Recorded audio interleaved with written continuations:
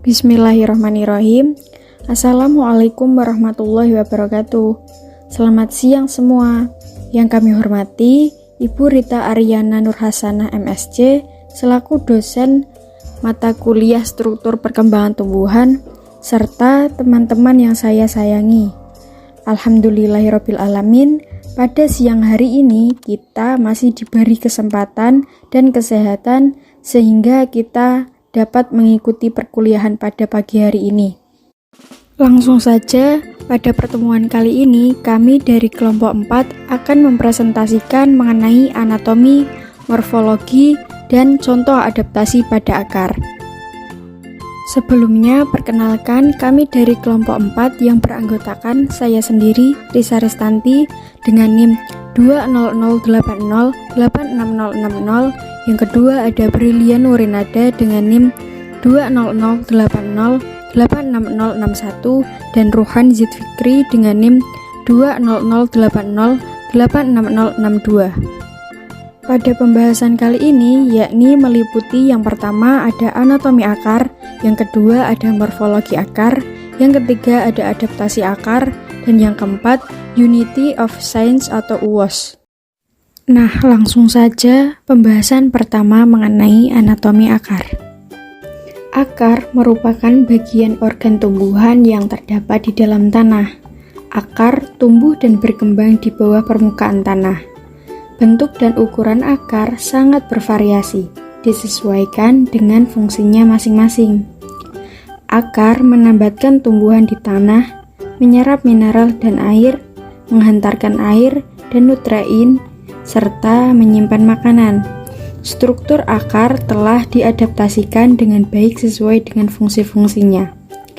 Banyak tumbuhan dikotil memiliki sistem akar tunggang yang terdiri dari satu akar vertikal yang besar, yang menghasilkan banyak akar lateral yang lebih kecil. Akar tunggang merupakan suatu penambat yang kuat dan menembus jauh ke dalam tanah. Berdasarkan asalnya, akar dibedakan menjadi dua tipe, yaitu akar primer dan akar adventif.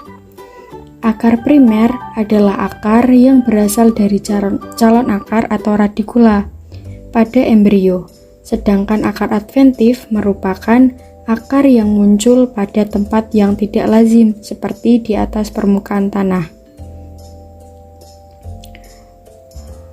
Akar primer akan membentuk akar tunggang yang mampu mengadakan pertumbuhan sekunder dengan percabangannya, sedangkan akar adventif tidak mengadakan pertumbuhan sekunder. Jaringan penyusun akar ada 3. Yang pertama ada epidermis atau jaringan luar, yang kedua ada korteks atau jaringan dasar, yang ketiga ada silinder pusat atau stele. Jaringan penyusun akar tumbuhan yang mengadakan pertumbuhan sekunder berbeda dengan akar yang tidak mengadakan pertumbuhan sekunder. Selanjutnya mengenai fungsi akar.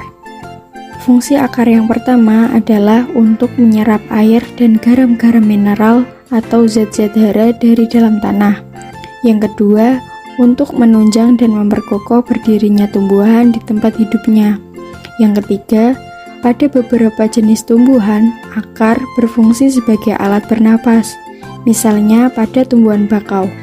Yang keempat, pada beberapa jenis tumbuhan, akar berfungsi sebagai tempat menyimpan cadangan makanan atau sebagai alat perkembangbiakan vegetatif, misalnya pada wortel.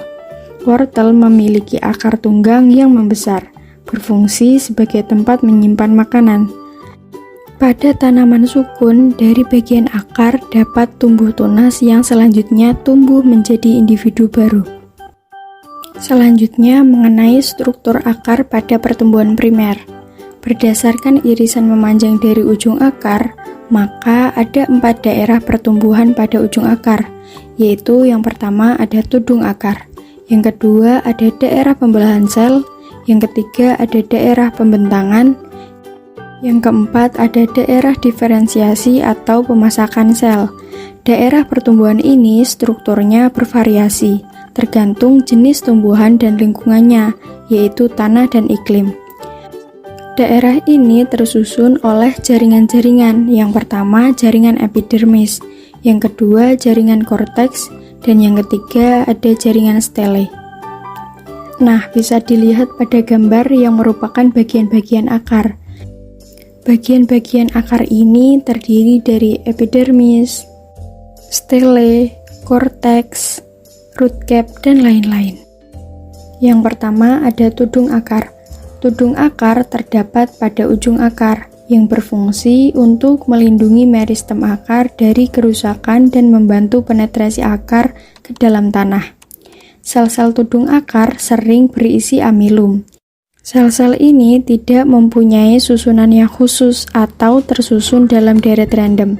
Sel tersebut adalah kolumella. Tudung akar mengatur geotropi akar. Pada gambar bagian paling kanan merupakan struktur anatomi dari tudung akar yang terdiri dari prokambium, jaringan tanah, meristem apikal, pusat diam, dan root cap atau tudung akar. Sedangkan gambar di bagian kiri merupakan tipe-tipe perkembangan ujung akar. Yang kedua ada epidermis atau jaringan luar. Epidermis merupakan lapisan terluar akar. Sel-selnya tersusun rapat tanpa ruang antar sel. Pada kebanyakan akar, epidermis berdinding tipis. Rambut-rambut akar berkembang dan sel-sel epidermis yang khusus. Dan sel tersebut mempunyai ukuran yang berbeda dengan sel epidermis, dinamakan trikoblas. Trikoblas sendiri berasal dari pembelahan protoderm. Epidermis akar yang berfungsi untuk penyerapan serta bulu-bulu akar mempunyai kutikula yang tipis. Berikut merupakan gambar jaringan epidermis akar yang terdiri dari sel epidermis, root hair, vakuola, dan nukleus.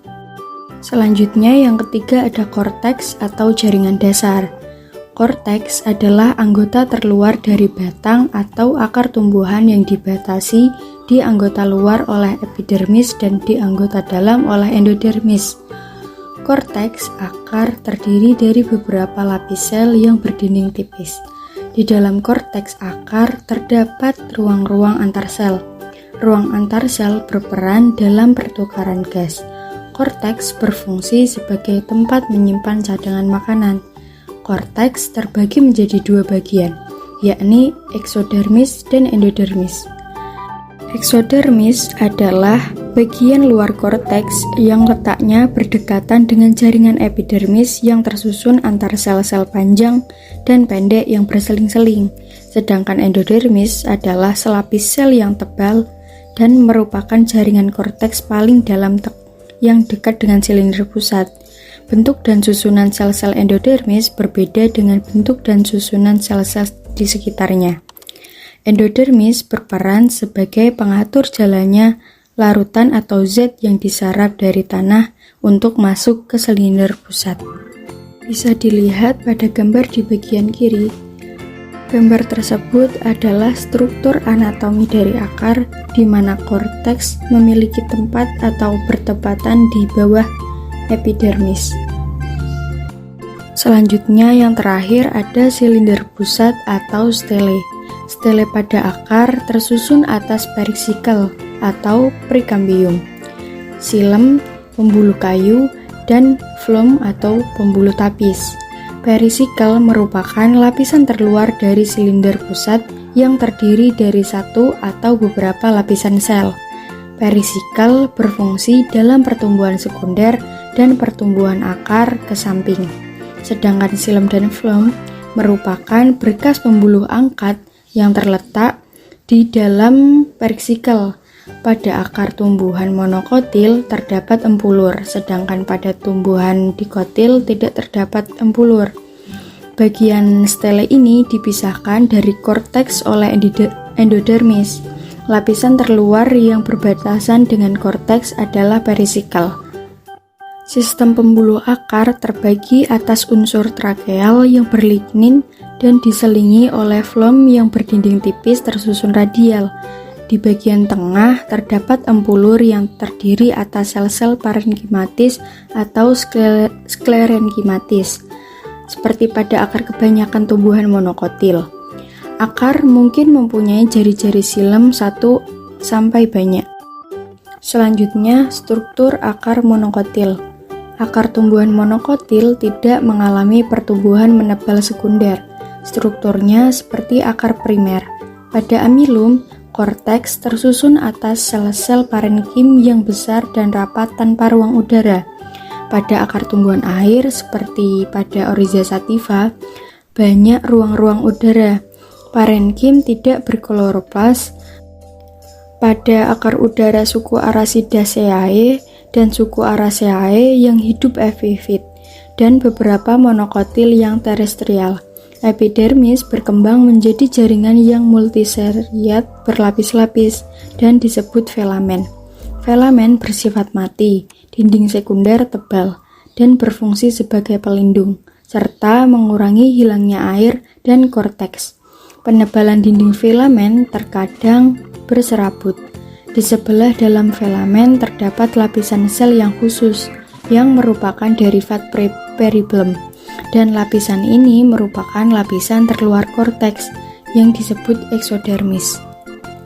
Pada Zeamys, lapisan hipodermis berdinding tebal, berfungsi sebagai penguat.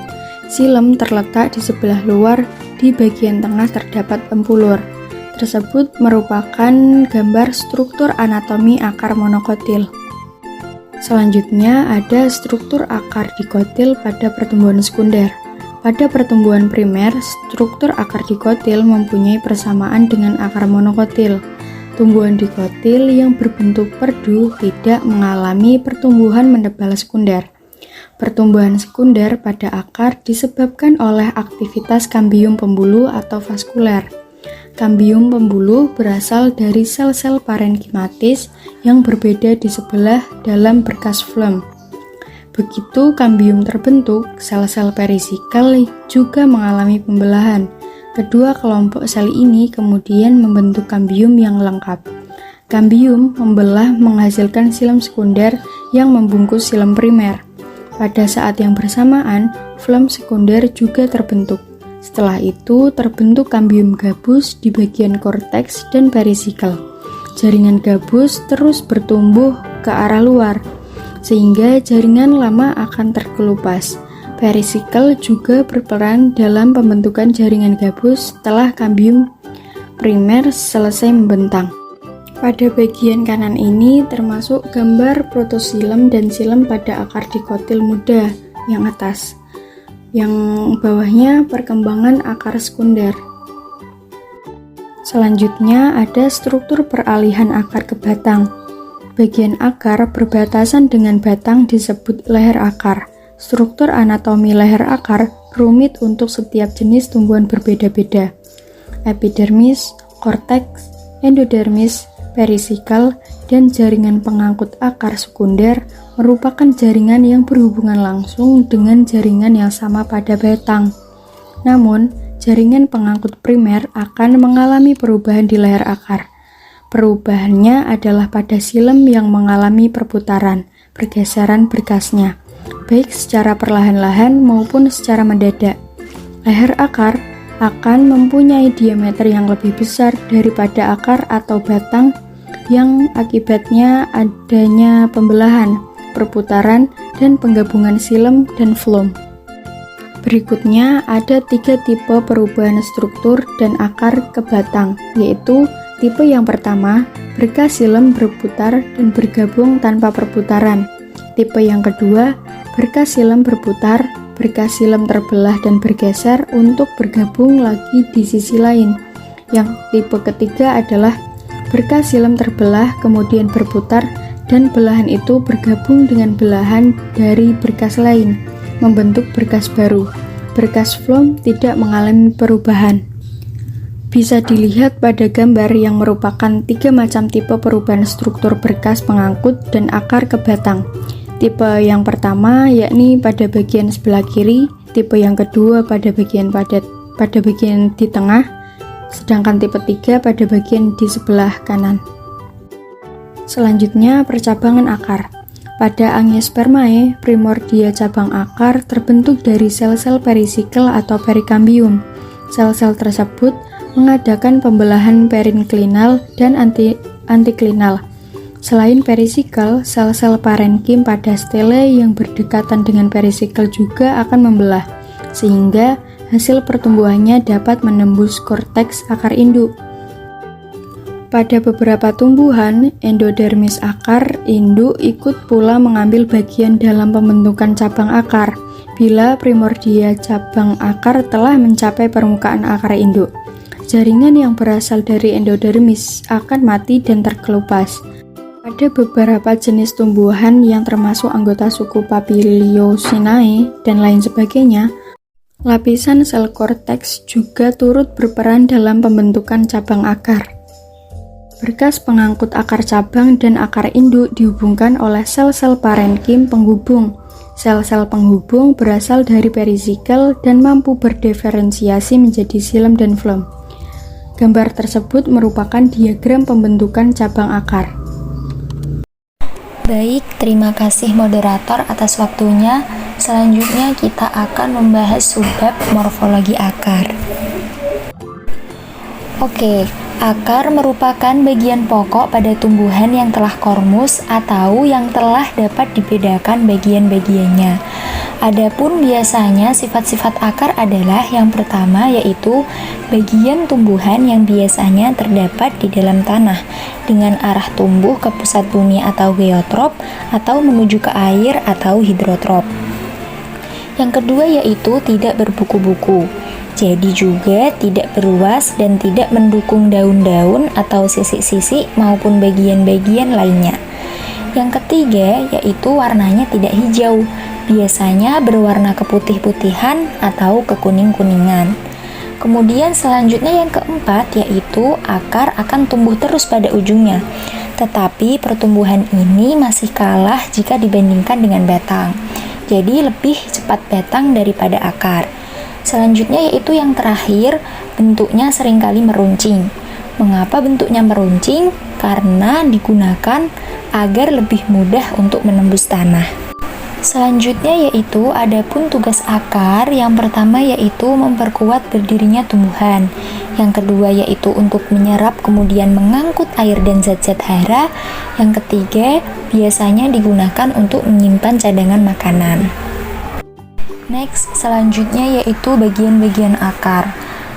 Bisa dilihat pada gambar sebelah kanan bahwa bagian-bagian akar meliputi yang pertama yaitu leher akar atau pangkal akar yang disebut dengan kolum, yaitu bagian akar yang bersambung dengan pangkal batang. Yang kedua terdapat ujung akar atau apex radicis, yaitu bagian yang paling muda, terdiri atas jaringan-jaringan yang masih dapat mengadakan pertumbuhan. Yang ketiga terdapat batang akar atau corpus radicis. Batang akar ini terletak antara leher akar dengan ujung akar. Selanjutnya yaitu cabang-cabang akar, yaitu cabang akar yang keluar dari akar pokok tapi masih termasuk di dalam bagian akar. Selanjutnya yaitu serabut akar atau fibula radicalis, yang berarti yaitu cabang-cabang akar yang halus dan berbentuk serabut. Selanjutnya terdapat rambut-rambut akar atau bulu-bulu akar, dan yang terakhir yaitu tudung akar atau kalitra, yang berarti bagian akar yang letaknya paling ujung, terdiri atas jaringan yang berguna untuk melindungi ujung akar yang masih muda dan lemah. Selanjutnya yaitu sistem perakaran pada tumbuhan. Sistem perakaran pada tumbuhan dibagi menjadi 3, yaitu yang pertama sistem akar tunggang, sistem akar serabut, dan sistem akar adventif. Kita akan masuk ke bagian yang pertama yaitu sistem akar tunggang, yaitu jika terdapat akar lembaga tumbuh terus menjadi akar pokok yang bercabang-cabang menjadi akar-akar yang lebih kecil, sehingga akar pokok yang berasal dari akar lembaga disebut dengan akar tunggang. Susunan akar yang demikian ini biasanya terdapat pada tumbuhan dikotil dan gimnospermae. Yang kedua yaitu sistem akar serabut, yaitu Jika akar lembaga dalam perkembangan selanjutnya mengalami kematian atau kemudian disusul oleh sejumlah akar yang kurang lebih sama besarnya dan semuanya keluar dari pangkal batang. Akar-akar ini karena bukan berasal dari calon akar yang asli, maka dinamakan dengan akar liar dengan bentuk seperti serabut. Oleh karena itu dinamakan dengan akar serabut. Biasanya akar serabut ini terdapat pada tumbuhan monokotil. Dan yang ketiga yaitu sistem akar adventif, yaitu sistem perakaran yang bukan berasal dari perakaran primer, yaitu seperti akar dari batang cangkokan, akar dari umbi batang, dan akar dari stek. Melihat percabangan dan bentuknya, akar tunggang dapat dibedakan menjadi dua, yaitu yang pertama, akar tunggang yang tidak bercabang atau sedikit bercabang atau serabut halus, dan yang kedua yaitu akar tunggang yang bercabang. Yang pertama yaitu akar tunggang yang tidak bercabang atau sedikit bercabang atau serabut halus. Akar tunggang semacam ini seringkali berhubungan dengan fungsinya, yaitu berfungsi sebagai tempat cadangan makanan. Misalnya akar yang berbentuk tombak atau fusiformis. Akar ini memiliki ciri-ciri dengan pangkal yang besar-besar meruncing ke ujung dengan serabut-serabut akar sebagai percabangan. Contohnya yaitu wortel dan lobak. Selanjutnya yaitu yang kedua, akar berbentuk gasing dengan ciri-ciri pangkal akar besar membulat, akar-akar serabut sebagai cabang. Contohnya yaitu bengkuang dan buah bit. Yang ketiga yaitu akar berbentuk benang atau filiformis dengan ciri-ciri jika akar berbentuk panjang seperti akar serabut dan juga sedikit bercabang. Contohnya yaitu kratok. Untuk gambarnya bisa dilihat pada sebelah kanan. Yang kedua yaitu akar tunggang yang bercabang. Akar ini berbentuk panjang, tumbuh terus ke bawah, bercabang banyak, dan cabangnya bercabang lagi. Fungsinya untuk memberi kekuatan pada batang dan perakaran menjadi lebih luas, sehingga dapat menyerap air dan zat hara lebih banyak. Misalnya yang pertama yaitu pada akar yang menyusun akar serabut kecil-kecil seperti benang dengan contoh padi. Yang kedua yaitu akar yang kaku keras dan cukup besar seperti tambang, yaitu seperti pada pohon kelapa. Dan yang ketiga yaitu akar serabut yang besar-besar, masing-masing tidak banyak memperlihatkan percabangannya, yaitu contohnya pada pandan. Bisa dilihat akar berbentuk serabut padi yaitu di bawah, kelapa, dan pandan. Nah, perlu diketahui bahwa karena cara hidup atau habitat setiap tumbuhan berbeda, maka harus disesuaikan dengan keadaan tertentu. Pada berbagai jenis tumbuhan telah didapati bagian-bagian akar yang mempunyai sifat khusus, yaitu yang pertama, akar udara atau akar gantung, yang kedua akar penggerak atau akar penghisap, yang ketiga akar pelekat, keempat akar pembelit, yang kelima akar nafas, keenam akar tunjang, ketujuh akar banir, dan yang terakhir akar lutut. Dan semua akar-akar yang disebutkan tadi akan dibahas di video ini, jadi tetap stay tune. Oke, kita masuk yang pertama yaitu akar udara atau akar gantung. Akar ini memiliki ciri-ciri yaitu bagian akar keluar dari bagian-bagian atas tanah atau menggantung di udara dan tumbuh ke arah tanah. Yang kedua yaitu bergantung pada tinggi tempat permukaan keluarnya. Biasanya panjangnya sampai 30 meter. Contohnya yaitu pada pohon beringin. Bisa dilihat pada gambar bahwa akar pohon beringin yaitu panjang-panjang itu yang putih bergelantungan. Yang kedua yaitu akar penggerak atau akar penghisap, yaitu akar-akar yang terdapat pada tumbuhan yang hidupnya sebagai parasit dan berguna untuk menyerap air maupun zat makanan dari inangnya. Contohnya pada akar penggerak yaitu benalu. Bisa dilihat bahwa akar benalu adalah akar penghisap. Yang ketiga yaitu akar pelekat. Mohon maaf, pada PPT terjadi kesalahan ketik, yang benar adalah akar pelekat. Akar pelekat ini memiliki ciri-ciri yaitu akar yang keluar dari buku-buku batang tumbuhan memanjat dan berguna untuk menempel pada penunjang saja. Contohnya yaitu lada dan sirih. Bisa dilihat pada lada bahwa akarnya keluar dari buku-buku. Next, yang keempat yaitu akar pembelit. Akar ini digunakan untuk memanjat tetapi dengan memeluk penunjangnya, yang berarti yaitu akarnya seperti membelit pada penunjangnya. Contohnya yaitu vanili. Bisa dilihat pada gambar di bawah. Selanjutnya yaitu pada akar nafas. Akar nafas ini memiliki ciri-ciri yaitu cabang akar tumbuh tegak lurus ke atas hingga muncul dari permukaan tanah atau air. Yang kedua yaitu memiliki banyak celah-celah untuk masuknya udara. Contohnya yaitu tumbuhan bogem. Bisa dilihat pada gambar bahwa akar pada tumbuhan bogem ini keluar dari permukaan tanah. Selanjutnya yaitu akar tunjang. Akar tunjang ini memiliki ciri-ciri yaitu akar yang tumbuh dari bagian bawah batang ke segala arah. Disebut juga dengan akar egrang karena berbentuk seperti egrang. Contohnya yaitu pada tumbuhan bakau. Yang ketujuh yaitu akar banir. Akar banir yaitu akar yang berbentuk seperti papan-papan yang diletakkan miring untuk memperkokoh berdirinya batang pohon yang tinggi besar, misalnya pada tumbuhan sukun.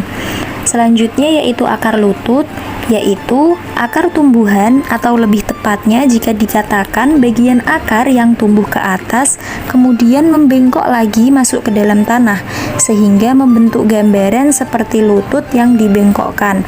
Akar ini juga seperti halnya dengan akar napas, terdapat pada tumbuhan di tepi pantai yang rendah berlumpur dan berguna pula untuk kepentingan pernapasan, misalnya yaitu pada pohon tanjang.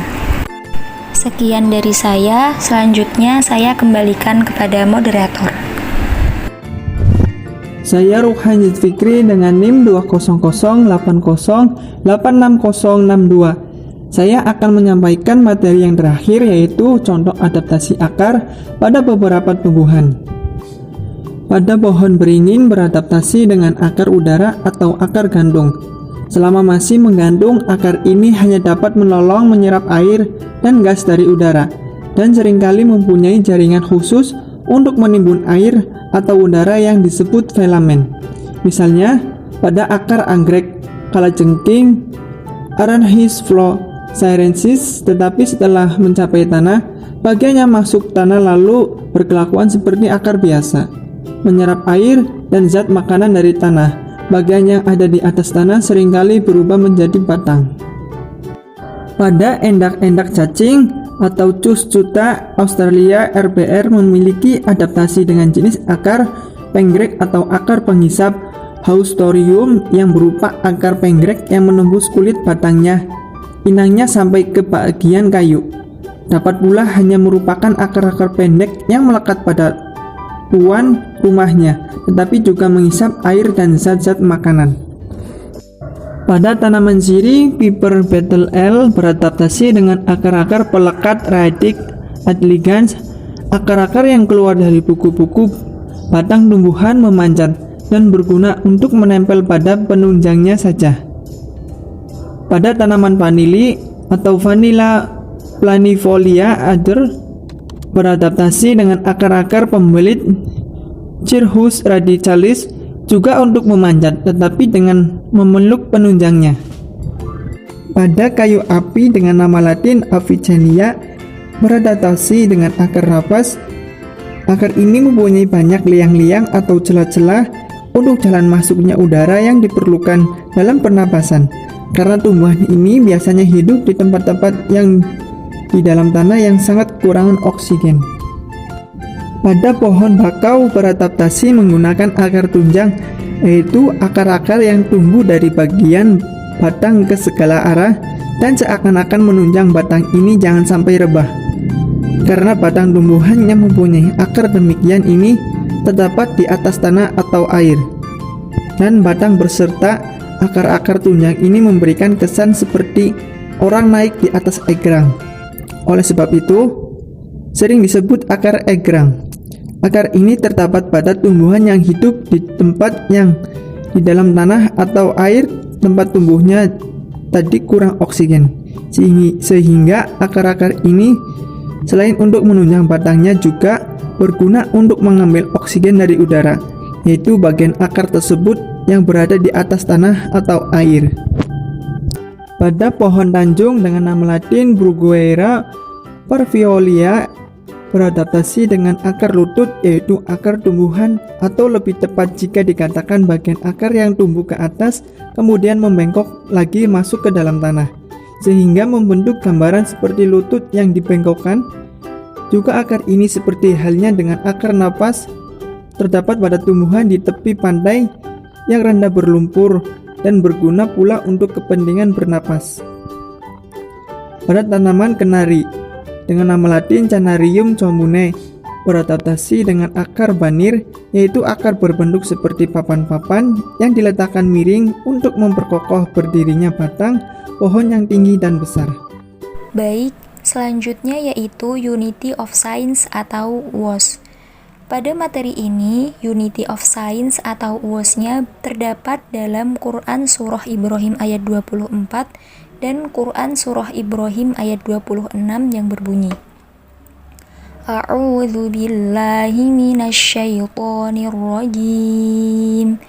Bismillahirrahmanirrahim. Alam tara kaifa daraballahu mathalan kalimatan thayyibatan kasyajaratin thayyibatin asluha thabitu wa far'uha fis sama. Yang artinya, tidakkah kamu memperhatikan bagaimana Allah telah membuat perumpamaan kalimat yang baik seperti pohon yang baik, akarnya kuat dan cabangnya menjulang ke langit. Quran Surah Ibrahim ayat 24. Dan selanjutnya yaitu Quran Surah Ibrahim ayat 26 yang berbunyi, Bismillahirrahmanirrahim.